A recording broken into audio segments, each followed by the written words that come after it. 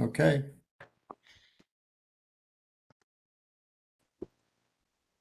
We're live. Welcome to the September 16, 2024 meeting of the University of Rhode Island Board of Trustees, Academic Affairs and Research Committee. The meeting's being held in person with committee members participating remotely. At this time, I will conduct a roll call attendance to determine if a quorum is present. Please clearly respond present via WebEx or present in person when your name is called. Neil Kerwin, present via WebEx. Charles Fogarty. Present by WebEx. Maria Ducharme. Monica Garnes. Present via WebEx. David Martirano. Present via WebEx. Joseph Matthews. Present via WebEx. Melissa Sutherland. Present via WebEx. And Mark Parlange. We also have the Vice Chair of the Board of Trustees, Armand Sabatoni, joining us today. Thank you, Armand. Okay. I believe the Secretary will verify we have a quorum. A quorum is present. Thank you. Good, then I call the meeting to order. Remember to all members of the committee, for the benefit of our audience and our note taker, please clearly identify yourself whenever you comment, make a motion, or second a motion. Participants using WebEx are required to keep their cameras on at all times. As remote members and all persons present at the meeting location must be clearly audible and visible to one another. At this time, I'd like to acknowledge that the University of Rhode Island occupies the traditional stomping ground of the Narragansett Nation and the Niantic people. First, let me ask, are there any proposed amendments to the published agenda? Okay, hearing none. The first order of business is the approval of our minutes. May I have a motion that the committee approve the minutes of the June 17, 2024 meeting of the Committee on Academic Affairs and Research? David Martirano, so move. Thank you, David. Is there a second to the motion? Charlie Fogarty, second. Thank you. Any discussion of the motion? Hearing none, I'll ask for a voice vote. All in favor, please say yes. Yes. Yes. All opposed, please say no. Any abstentions? All right, the motion carries. And Neil, the motion to approve. I'm not sure my camera's on. For some reason it has video stopped here. I haven't been able to. So if you can't see me, I'm trying to get on, but Okay.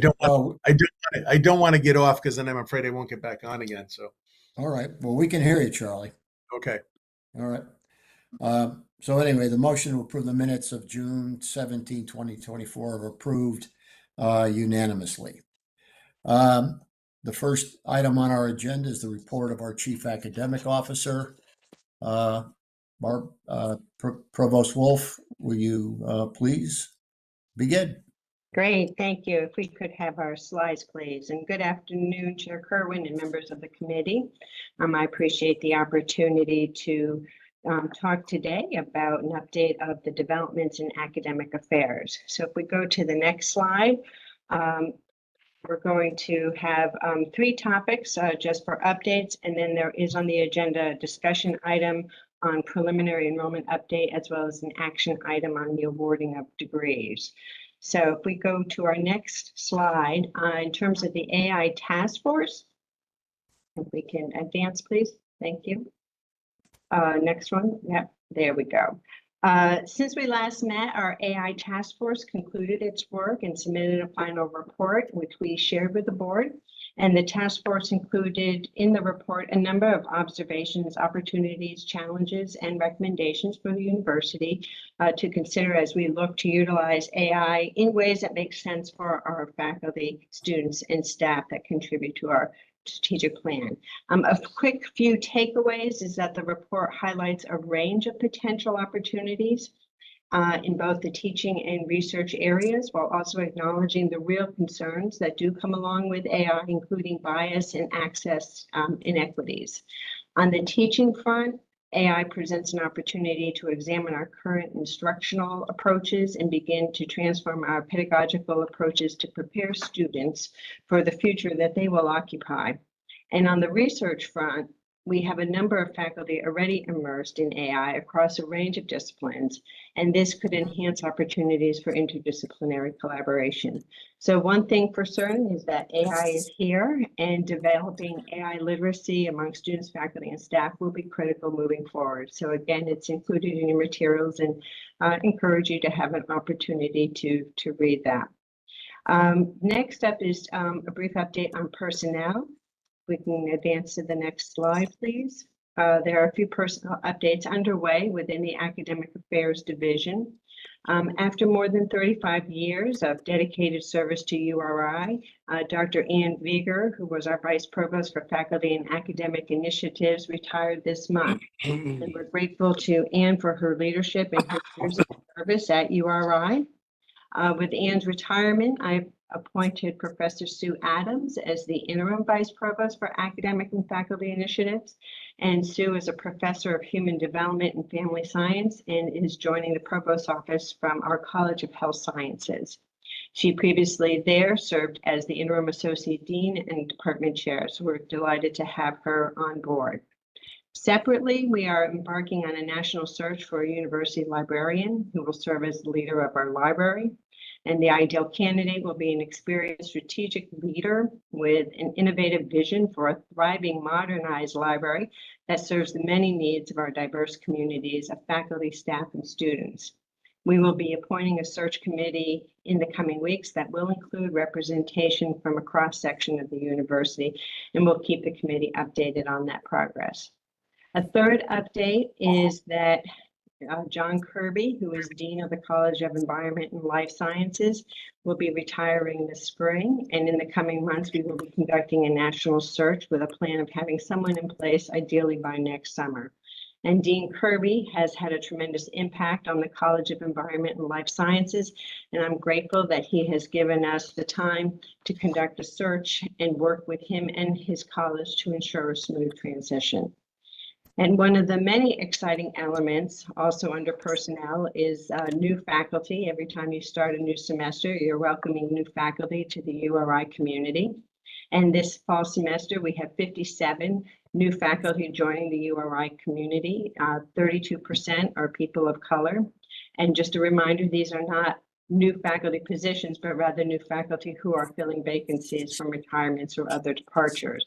And we are excited to welcome them to campus and look forward to a positive impact that we know that they will have on our students, university, and Rhode Island. So that is in brief an update. We do have a discussion item on preliminary enrollment, but we'll address that when we get to it. Okay, questions for the provost? On her report? Monica Garnes. Oh, can you hear me? Monica, please. Hi, Yep. Monica Garnes. Thank you, Provost Wolf. Just out of curiosity, is 57, is that a typical number of, new faculty starting, or is that a high number, or how do you feel about that? That's a great question. It's actually a lower number, which really actually, I think, talks to our ability to retain faculty going forward. Awesome, thank Than you. what we've had in the past. Okay, and great work on the AI. I mean, that's such an evolving space, so I'm glad that you're getting out in front of it. Thanks. It rapidly is changing. Any other questions for Barbara?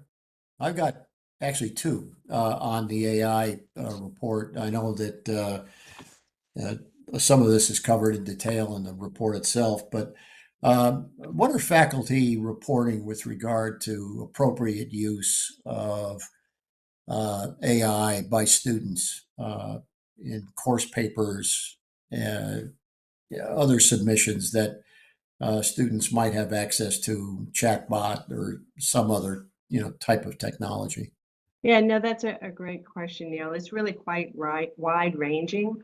And our academic summit, again, this year is going to be AI 2.0, if you will, because we addressed it in our last academic summit, but some of these pieces are emerging about what are the guidelines or the standards or the parameters that should be in place, which may be also very discipline, but also course specific. So some of those pieces we hope to begin to address in developing with our next academic summit this January.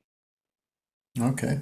And then the second question really had to do with the research issue, and Bethany can weigh in on this too. You mentioned that AI is emerging on the research portfolios of a number of faculty across the institution. What are funding sources beginning to focus on this? I mean, are we getting much expressed interest from federal agencies on AI related research or even foundations at this point, or is it too early? Bethany, I'll let you weigh in.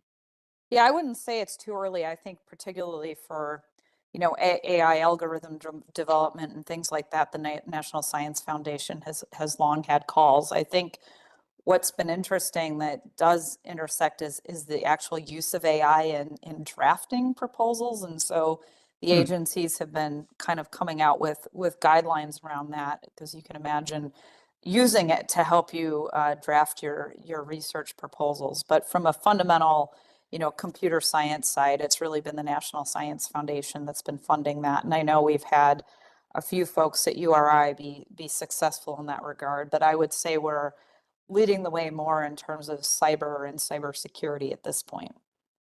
Okay. All right. As Barbara mentioned, we've got an important report on enrollment that'll follow. Dean Labouty will join Barbara for that. But prior to moving to our next report, any other questions for Barbara or her report? Okay, thanks, Barbara. Next item is the report of the Chief Research Officer. Bethany Jenkins is our Vice President for Research and Economic Development. Bethany, floor is yours. Thank you. I think the slide deck is in capable hands, so we'll wait for that to start. Thank you so much. We can advance to the second slide. While we're doing that, I just wanted to thank you, Chair Kerwin, Vice Chair Fogarty, and the rest of the committee for hosting this meeting today. I wanted to take a very brief moment to just highlight some of our recent research that we're doing extremely well in kind of the climate space for climate adaptation, largely led out of the College of Environment and Life Sciences. So this is Soni Pradhan, who has a large collaborative NSF grant, and some of her colleagues that are doing really well in this space. And we are successful finally at achieving keeping URI as the NSF EPSCoR home. Elin Terrell, who leads the Coastal Institute, which actually reports to me, was the successful PI of that award, and it's an $8 million grant to the university in the state of Rhode Island. And we're super proud of Elin and her efforts. Samantha Mienick in the College of Engineering as well as Pharmacy has a new NIH grant to broaden capacity and really offer student training opportunities across a broad spectrum of students in the life sciences broadly. So our faculty are really knocking it out of the park, and we're so proud of everyone's efforts. Next slide. So this is a status report of funding in FY24. So the first line are awards that are received through sponsored projects into the division. So we're at about 145.6 million. Again, these are largely faculty-led efforts through sponsored research. And I'll be going through these in a little more detail. I'll also be highlighting the research-related activity through the URI Research Foundation, which has grown over the years, and I'll be showing some of their efforts, as well as research-related activity through the URI Foundation. We also, and under Mark's leadership, preserved funding for really reinvestment in our faculty, and we offer seed funds through the division. So some of those numbers are below as well. Next slide. So this is a compilation of research awards from all sources, and kind of a a time series view, and there's a couple take homes that I'm really excited about from this slide. If we continue to grow in 2024, we're at about 161 million of combined sources.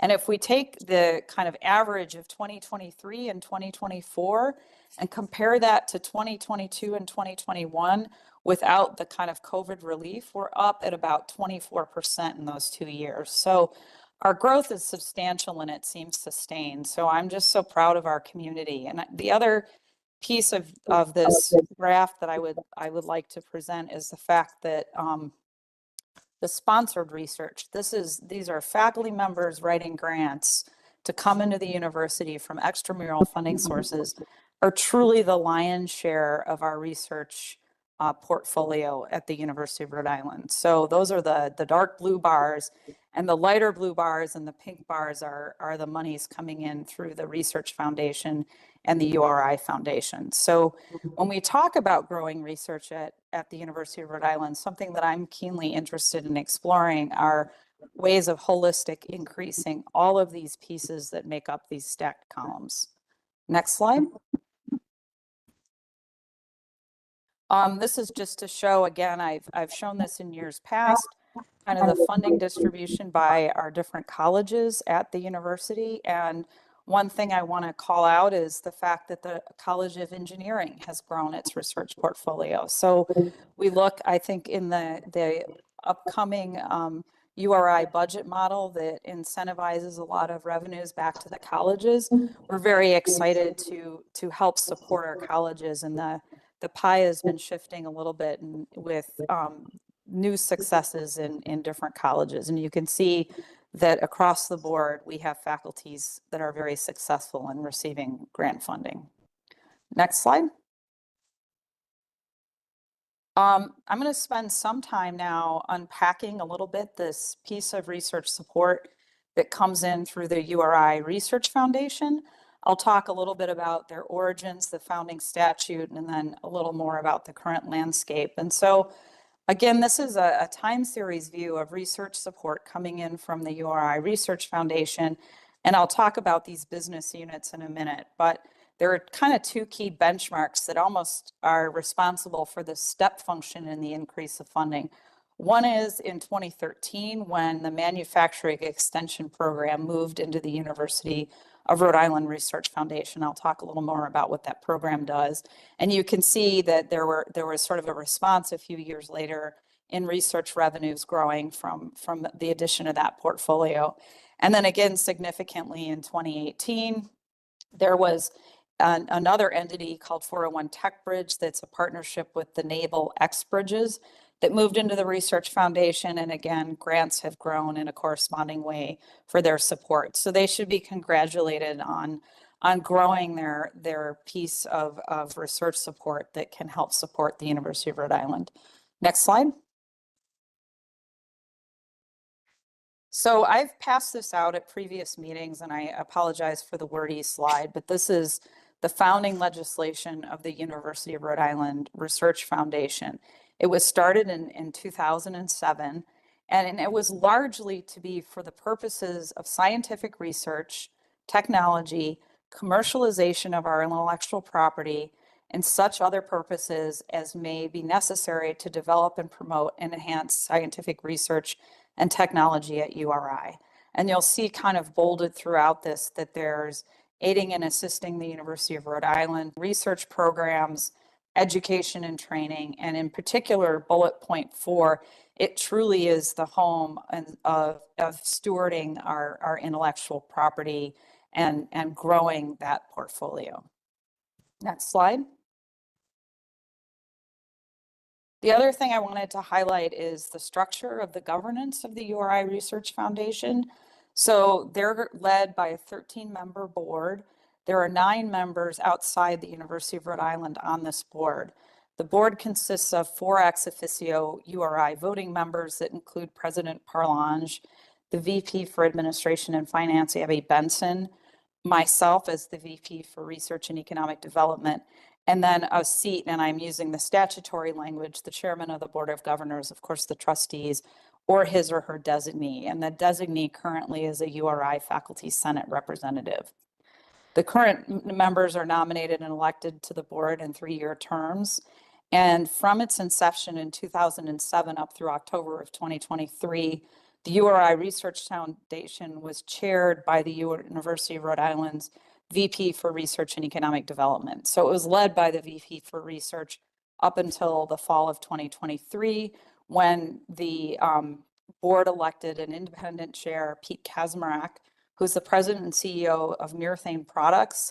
And this is a company based in Cranston, and they also provide a number of internships for URI students. So Chair Kaczmarek is definitely connected to the university, but now the board is governed completely independently from the University of Rhode Island. Next slide.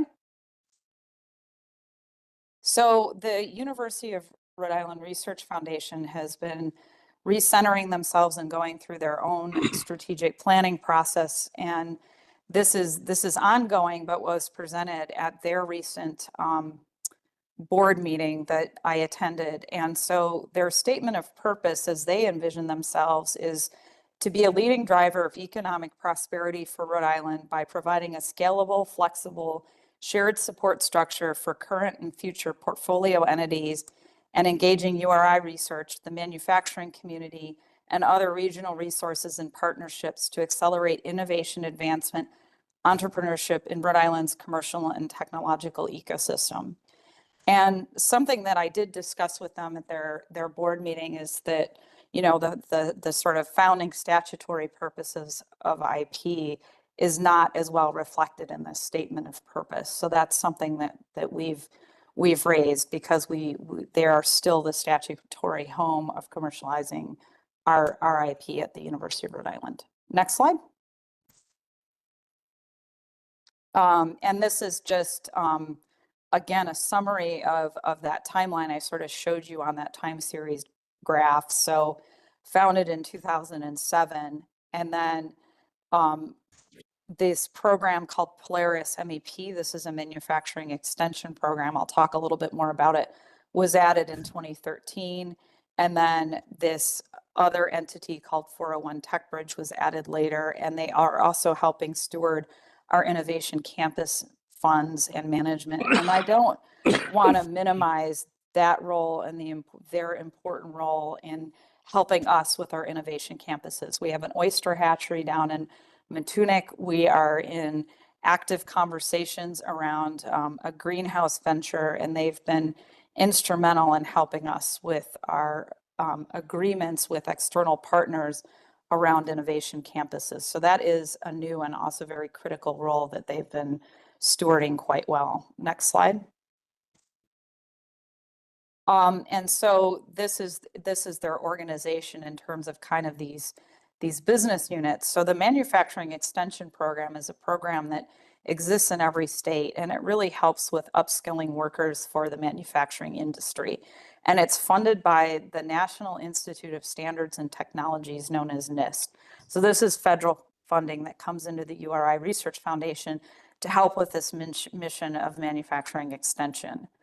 401 TechBridge, again, is a partnership with Naval X Bridges, and this does very analogous work within the defense sector. And so that was added in 2019. And then finally, the IP entity has been kind of branded under this URI Ventures. That's really been the home of our tech transfer and some entrepreneurship programs.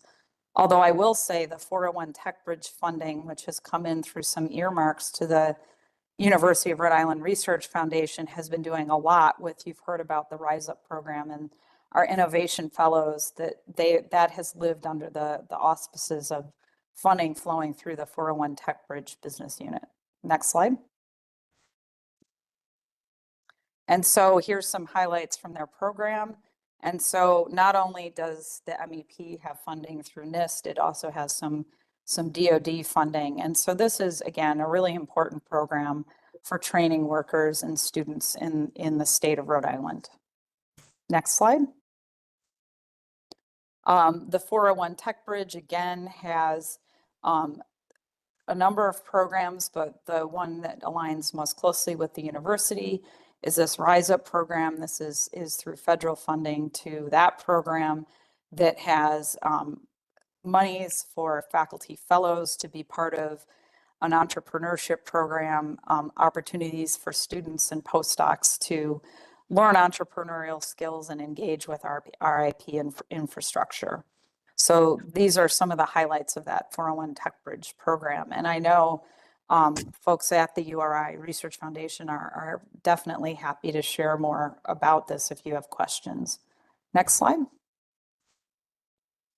And then there's, they have a presence very robustly across the state of Rhode Island for, commercializing research, for really working with technical skill training and workers. And so you see some of that in some of these pictures. Next slide. This is in response to some of the questions that our Board of Trustees members have asked about sort of revenue breakdowns. And so you can see that the FY24 kind of distribution of funds by business unit. So Polaris is about half of their funding, and then the 401 Tech Bridge is another quarter. And so you can see that really the IP commercialization piece in green was about 8%. So it's not a major source of their revenue currently, and we would like to see that grow. Next slide. This is a zooming in of that IP-related revenue and landscape. And so what you can see is that we get licensing revenue, we pay royalties out for some of the IP that we hold, and then the net is about $30,000 a year. So that's, kicking out a little bit, but isn't really a significant source of funds to the URI Research Foundation from URI's IP. Next slide. So the other piece of this pie, and this is where it gets complicated, is some of the old URI IP predating the Research Foundation actually lives in a fund balance in the URI Foundation. And so this is thinking of it as a principle, almost like an endowment, right? There's a principle of this older equity that in 2019 was around $1.5 million. And so that is invested by the URI Foundation in the way they invest the rest of their portfolio with monies to grow. Significantly, in around 2022, there was a decision made by the URI Research Foundation with oversight and decisions from the University of Rhode Island to take about $1 million from that portfolio and invest it in a venture capital fund called Rogue Investments. Rogue Investments is something that started in partnership with the Oregon State University to sort of help grow their landscape of investment. So we're in a situation now where monies that we're kicking out, kind of what you think of as dividends from the URI Foundation to the URI Research Foundation, are now held in an investment portfolio with Rogue Investments. And so this is something that's really just a different source of having that money invested, but the the projections on what this looks like in the future for revenue are not as clear in my mind. Next. Can I ask a quick question on this? Are those capital Sure. calls for Rogue Investments, or what are they for? That's a great question, David. I'd have to get back to you on that. All right. I'm happy to spend more time on this. This is the world I live in. So happy to Oh, spend more that time would on be it. great. Yeah. And I'm sure that the folks at the URI Research Foundation would be happy to talk to you as well. Great. Thank you. So that sort of is the landscape of, really what I wanted to show in that presentation. And I should give Christian Cowan, our executive director, credit for preparing a lot of those slides for this presentation. But, he and I have been working together to really look at kind of the founding statute, where we were, what the Research Foundation is now, how they're helping the university. And that agreement is delineated in something called an affiliation agreement. And so that's been updated and appended through the years. And so we've been kind of dancing around, what does the research foundation look like now? What does the university need in terms of our partnership? And kind of going back to that, the sort of delineation of roles and activities through that affiliation agreement. So that's how we've been kind of working through our current relationship, and that work is ongoing. So I just wanted to make that clear, that the relationships are maintained through those agreements. And I'm going to switch gears just very briefly, because the other piece of the pie here that comes into fund research really comes in through the URI Foundation, our fundraising foundation and alumni engagement and support for research. And so, this again is the time series view of dollars that they identify in reports they give to us for their research support. And so I think this is also an area where we could look to grow. And there's nice data that I didn't plot for this presentation that shows really a one-to-one relationship of private philanthropy investment in universities and the overall growth of their research portfolio. And, I really wanted to start this presentation while, we're showing our faculty are doing well, running after grants and securing those grants, but we need accelerant on the fire, so to speak, from some of these other sources to keep that flywheel running. And so, I think we do want to be looking holistically at all of these sources of funding. Next slide. Largely, these funds come in through relationships maintained through our Business Engagement Center. And so this Business Engagement Center lives in the URI Foundation and Alumni Engagement to be the liaison between the university and corporate partners. And they're going to be looking for opportunities for the new life sciences bond. Next slide. And so they've again been largely the front door to the university for corporate engagement and corporate support. And this is just some of their benchmarks. Next slide.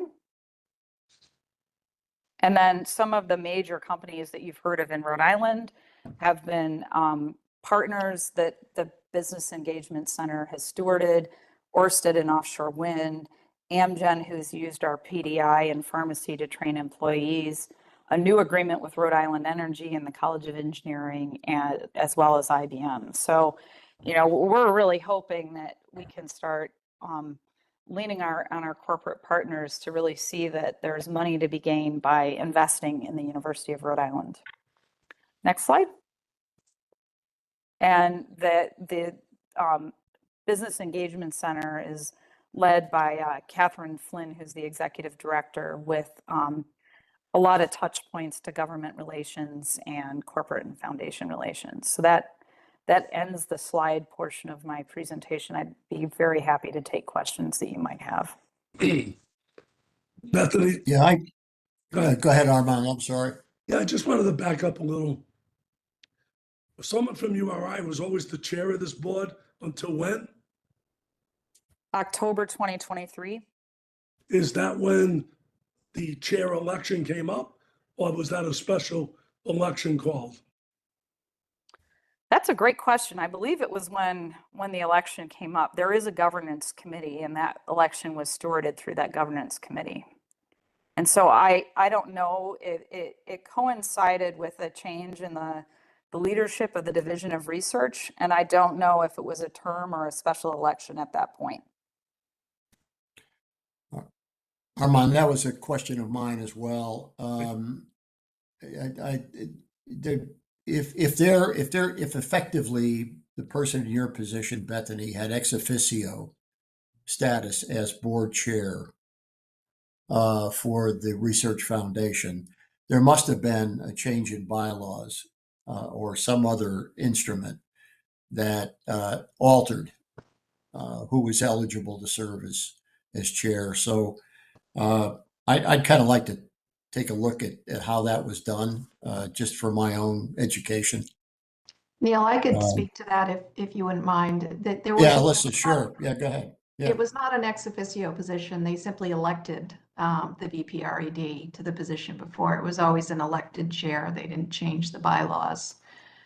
So they just happened to elect the Vice President of Research and Economic Development as the chair in the past.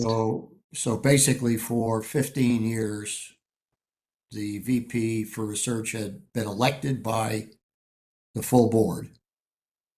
I don't know if it was for 15 years. I know it was at least the last few years before 2023. I'm not sure, Bethany, if you looked at the years before that.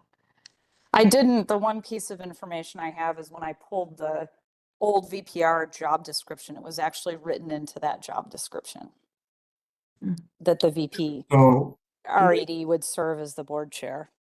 yeah, Neil, Armand, go ahead, sure. yeah, the way, Alyssa, our agreement is structured with this foundation, are they solely separate entity, or is our board and the university responsible for what happens there? They are a separate entity, but from a governance perspective, so we have ex officio voting seats, but they're not a majority, so they're not a controlled entity, but they are a component unit from an accounting perspective because they're a supporting entity, and so for financial purposes, they're considered a component unit. And for clarification, I should say that I'm currently serving as vice chair. All right. So Alyssa, they are a supporting unit to the university because of the way the original statutory mandate was established, that they were operating, as I read it anyway, and perhaps I'm incorrect, that they operate for the exclusive benefit of the University of Rhode Island. Is that correct? Yeah, their purposes are all to support effectively the University of Rhode Island and such other purposes as are permitted under 501c3. But even that open-ended purpose at the end says, consistent with the foregoing purposes. So they are, Yeah. They are supposed to be supporting URI. All right. So that gets me back then, and I want to get to David's question too about just the investment of what was an ersatz endowment of fund of accumulated, I guess they were accumulated royalties and licensing fees. But before we get to that, so their statement of purpose is effectively a mission statement. Is that correct? And it doesn't appear to highlight what Alyssa and I have just been talking about, which is the relationship that the statute anticipated between the university and the foundation. I didn't find anything offensive necessarily in the statement, but it doesn't seem to focus as heavily as I would have expected on service to the institutions, the URI mission, research mission. I guess that was more of a statement than it was a question, but Neil, this is the- Ahmed. I think you're Yeah. onto something. Alyssa, obviously this could not have been created. It was all before our time, but this could not have been created legislatively if, does your research show, obviously the university promoted this? Yes, I believe it was organized originally so that at least some of the stated purposes were so that the university could hold equity in private ventures that were supporting particular research-related commercialization. The university by statute is not allowed to own subsidiaries to carry out its purposes. So affiliated foundations are used, and they're used by other universities as well to support purposes like this. And so the original purpose was largely to create a separate entity that could then hold equity in companies that would be sort of entrepreneurial companies that would be carrying out sort of faculty intellectual property based on research at the university, among other purposes. But I do believe that was one of the primary purposes for making it a separate entity. And Okay. as part of that, Alyssa, hold on, as part of that, Alyssa, the URI board or trustees not allowed to have control over it because then it wouldn't be a separate entity? Yeah, if we had control, it would effectively be a subsidiary, and then we would Correct, be right. in violation. So Okay. by default, we have to have a minority and have people representation, but we can't have control of it. Correct. Got it. That makes sense. So I guess what I'd be interested in talking about is how do we how do we ensure that the research priorities of URI, including licensing, and the creation of spin-off businesses and the like that produce equity, what is the bridge to ensure that the University of Rhode Island's research program, again broadly defined, is reflected in the work that the foundation does? I mean, I take it now the mechanism for that is the affiliation agreement. Is that right? Yes, that's correct. The Okay. affiliation agreement and the representation on the board. And the representation on the board. Okay. And I do get this business of control. I understand what you and David have just discussed. So I guess the answer to our questions about the current state of the working relationship could be answered in the process of finalizing this next affiliation agreement. Is that fair? I think that's fair. I think that, there are even provisions within the existing affiliation agreement that could, we could also look to over time, working and developing around some of those areas cooperatively and coming into closer alignment using some existing language as well. Okay. I don't want to I mean, I would just, what I would suggest is that as we have another board meeting in about 3 days. I mean, there's another one coming up in November, early November. So, perhaps, we could get a report on, what the university's priorities would be for this next affiliation agreement. What would the university like to see, that can either be implemented through, the existing arrangements, the existing affiliation agreement, or given the growth in our research program and more importantly, the growth that we're expecting, how can we ensure that the two institutions are working together to maximize the licensing income and any potential equity share that the foundation could help us develop. To be quite frank with you, $30,000 of net licensing, given the size of our current research portfolio, is very disappointing. I mean, it's a very, very low number. So, one of the things we'd like to see is how that might increase over time. I don't know. There's not much to be gained, I don't imagine, to revisiting 15 years of history of how these things may have drifted apart a bit. But I think it is contingent upon us and the URI board more broadly to bring them back together to ensure that we're getting as much out of it as we can. I think that's exactly right. Bethany, based on Neil's comments, are we being heard there?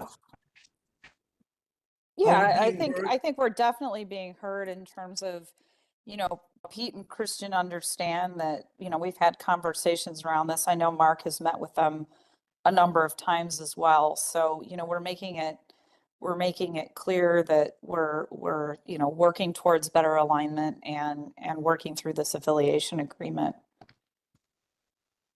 Charlie, you're still on, right? I am, yeah. I Yes, know, Neil. Charlie, you're back on. I know you asked some questions earlier too about the foundation's finances. Is that right? Just a quick question on the IP revenue Yeah. that you brought up for Bethany is where does that stand in comparison to our peer state institutions? And do you have at this stage in your involvement, do you have any projected figures that you'd like to see us achieve? Neil mentioned that in his experience, that's kind of the low side, but where do we stand with peer institutions roughly? And, what do we see happening over the next 5 to 10 years? And what would you like to see happen? Yeah, thanks, Charlie. I can't answer that right now, but I can certainly put some more time into, drilling down. I have looked at, I would say that research foundations were kind of in vogue. The University of Wisconsin started the trend back in the day of having these separate entities. Most universities have kind of are not using that structure anymore. So it's a little bit of a scattered Okay. shot landscape, but I can spend some time on that and get you that data. Bethany, I don't want you to spend any, you know, if especially if it's not the model we're going at. I was just curious on that. I don't It's a great know. question. I don't know that we, you know, given all the other time commitments you have, I don't know that that's, I don't want you to No, have to do I that. think it's part of my job and it's the next step in this evolution. I think, you know, understanding what that, and remember, that's the 30,000 net. So some of it's just reinvestment and, you know, protecting. So, and Alyssa can speak more to this. So there's, when we initially protect IP, it's a pretty inexpensive, investment. As that IP matures, it costs more and more to keep protecting it. And so, you know, some of these decisions are really nuanced that the research foundation has to make on our behalf. Basically, is it worth the continued investment to protect certain IP portfolios or not? We always have the ability to just return the IP back to the inventors and you know, then they're free to do, you know, what they want with it if the university's not and their research foundation aren't investing resources in it. So there's a bit of a nuanced game in terms of a business analysis, thinking about where do we have winners in our portfolio. And that's something I think, you know, I'll be frank that, you know, we haven't had the expertise at the university or really in their research foundation recently to be laser focused on kind of that business analysis end of our current portfolio, what's coming down the pike, you know, where should we be kind of investing those resources? So I think this is all part of that consideration, and those are good questions, Charlie. Thank you. Okay, Bethany and Barb, do you have enough context now from the committee discussion on the point to you know, to begin carrying this forward to with, you know, what I'd like to see perhaps for the next meeting of the committee and maybe for the full board, but that'd be up to Margot to get a sense on the progress you've made on the affiliation agreement and how, you know, how you've been able to work with the leadership at the foundation, you know, to move forward on some of the issues that we've raised here. You know, I don't have any doubt that the Research Foundation's leadership is working hard, and the programs that you've mentioned obviously are beneficial, certainly to the state of Rhode Island.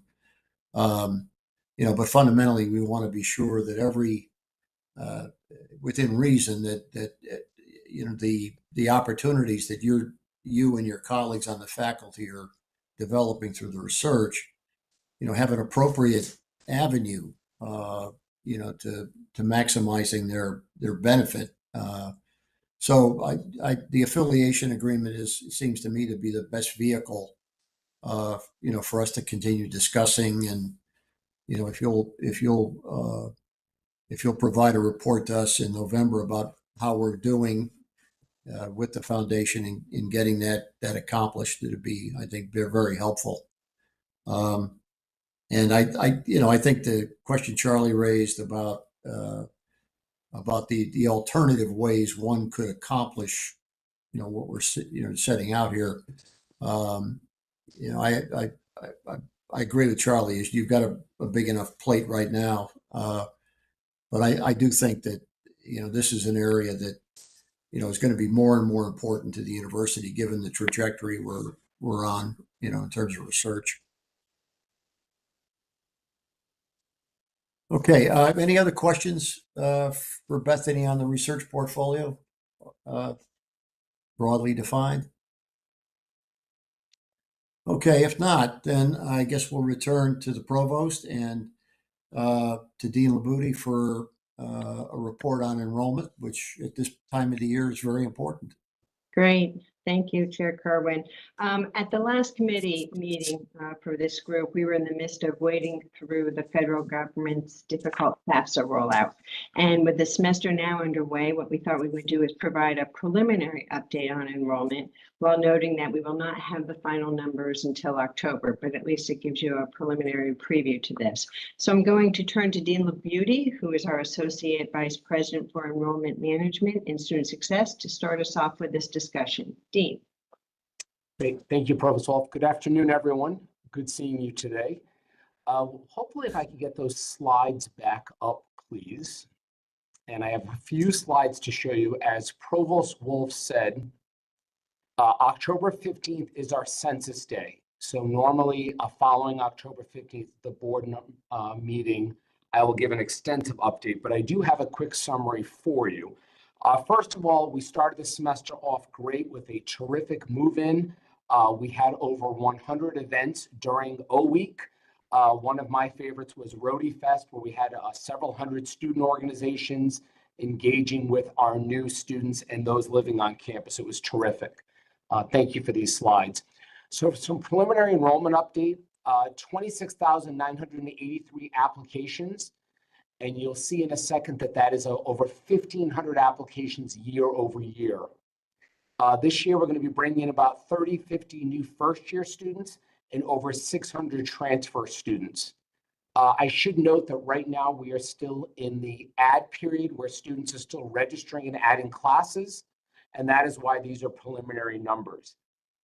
New grad students this year, that number is 600 plus, but it's actually over 650 as of this morning, and so there's a nice grad intake this coming year.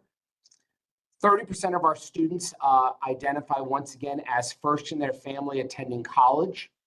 I anticipate our overall enrollment to be about 17,000 students, and that's undergrad, graduate, certificate, online, and those students with dual and concurrent enrollment.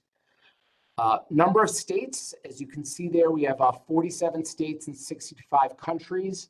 And if anyone would like to help us in Montana, North and South Dakota, we'll be at 50. So that's my challenge for next year. Next slide, please. Want to unpack a little bit about enrollment overview and what I think I'll be presenting on in the upcoming meeting. First of all, full undergraduate record applications. I'm really proud of our admission team for really going out there in tough times in new markets to bring in over 1,592 additional applications. It really, I think, is a signal strong of our interest in URI, despite declining enrollments. We've also done some terrific work translating some of our admission work in Spanish, and we were able to give Spanish information sessions and others, and I'm really proud of that application pool. The reality is the FAFSA rollout this year was quite difficult. It was supposed to come out in October, was delayed until December, came out on the last day of the year in December, and then was frozen for several weeks after that. The university did not start getting data until months and months later, sometime in March. And every time we would get data, we actually kept getting new data that updated the original one. Proud of what we were able to do going out with our financial aid packages several months later, but it was certainly a huge impact. You might have been seeing over the summer that 10, 12, 13% of students all summer long had not completed and still have not completed the FAFSA. And that certainly had an impact on us, especially in that out-of-state recruitment phase. I would have loved to have seen our FAFSA completion rates for our applicant pool, 70 to 75%. And when I looked this morning, it was still in the 65% range. State-free reduced tuition programs are really changing the game of enrollment right now. You're seeing in New York, they're offering in-state tuition to local neighboring states, Connecticut, Mass, Virginia, and others, to over 22 of their state institutions in New York, in addition to having their own program for New York residents. New Jersey has launched one as well. Massachusetts launched a recent one in community college, and certainly the Rhode Island Hope and Promise. And the reality here is you're starting to see students moving to these programs based on this kind of support of state programs, or in New York's case, wanting people to join New York from out of state.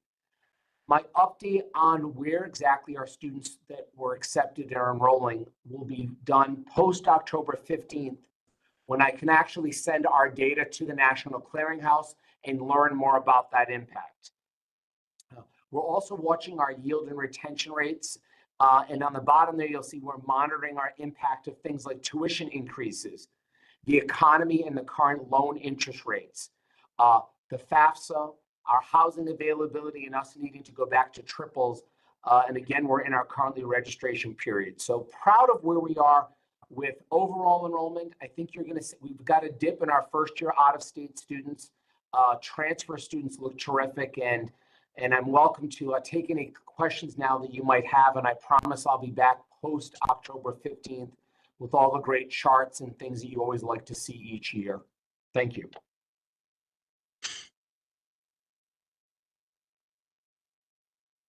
Okay, questions for Barbara on the enrollment report? Any comments on the recent study about URI being #1 in New England? Yeah. Oh, I will say it is fantastic. We will be shooting it from the rooftops. Finally, a report of what we value being seen in the rankings. And so my admission team is on the road right now. We are certainly celebrating that. I was talking with Matt McDonald about some great media plans. And so it is certainly something that we look forward to sharing. When you're #1 public in New England, and when you look at our position nationally, it really is an exciting way for value proposition. One of the challenges out there with all these free programs is to show the value in why you should attend yield-wise rather than the concept of free.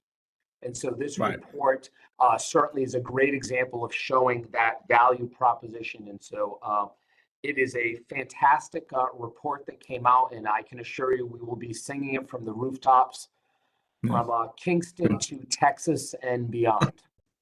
Yeah, excellent. Well, you got to take it to Montana and the Dakotas now, right? Absolutely, yes. Yes.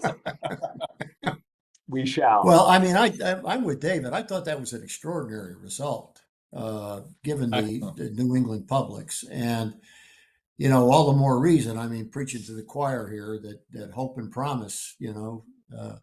Making sure that as many Rhode Island kids as possible have access to the #1 ranked public in their neighborhood. Yeah, I thought it was. Congratulations to everybody. I'm sure you'll be hearing that again at the full board meeting. It is terrific. And I will say, you talked about hope and promise. We lose over 400 students a year who we admitted to the other two schools, and many of them changed their majors away from STEM and engineering and life sciences to go to free. And that really is not going to help the university and the state with enhancing earnings potential, meeting the workforce development. And so this is just another way of showing that value ranking nationally that sometimes in Rhode Island, we struggle to get that message across, or folks just aren't listening. So I would agree on that. Great. This is way inside baseball, but is there any evidence of transfer by those students back to URI for their last couple of years? So we had hoped to have a much stronger pipeline coming from the community college to the university. I will say we have a great relationship with the community college. Over 99% of our classes transfer. We work very closely with President Costigan and her advisors. They could not be better partners. The reality is their graduation rates, though, are not at the aspect where every student that went in actually graduates and then continues on to a four-year education. So the challenge with these programs is they very rarely have a strong pipeline because of the completion rates. But again, we do everything we can. In fact, we had a meeting with CCRI just the other day, but we would like to see that stronger. Too many students are choosing to go elsewhere, thinking free is the answer, when their greatest success rates will be at the University of Rhode Island. And you saw that in the Wall Street Journal rankings with our retention and student success. You need to start here. And the hope that you'll try to finish here doesn't always align with other schools' success programs. Okay, that's a good and diplomatic response, Dean. Great job, Dean. Keep it up. Yeah, it really is. Okay, if there are no other questions on the enrollment report, we do have an action item which we'll turn to now, and this is the actually just about every meeting we have is the certification of degree completion for our students. So I'd like to have a motion that the committee recommend that the Board of Trustees approve the awarding of undergraduate and graduate degrees, diplomas, certificates, and honors to be conferred by the president to the candidates who have completed their requirements at the conclusion of the summer 2024 term and who are approved by the faculty of the University of Rhode Island as recommended and presented in the enclosure that we all have available to us. So is there a motion to this effect? Charlie Fogarty, so moved. Thank you, Charlie. Is there a second? David Monterano, second. Thank you, David.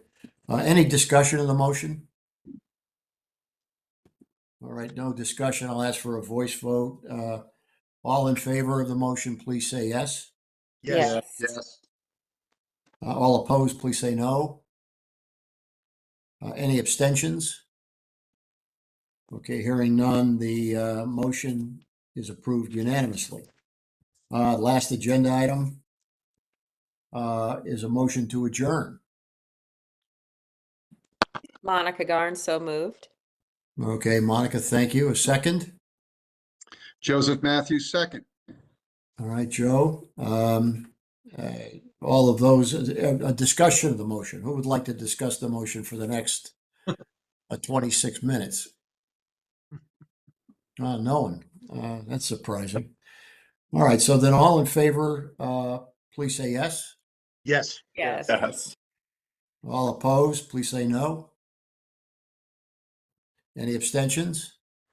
All right, the motion carries. We're adjourned. See everybody at the board meeting. Thank you, everybody. Thank I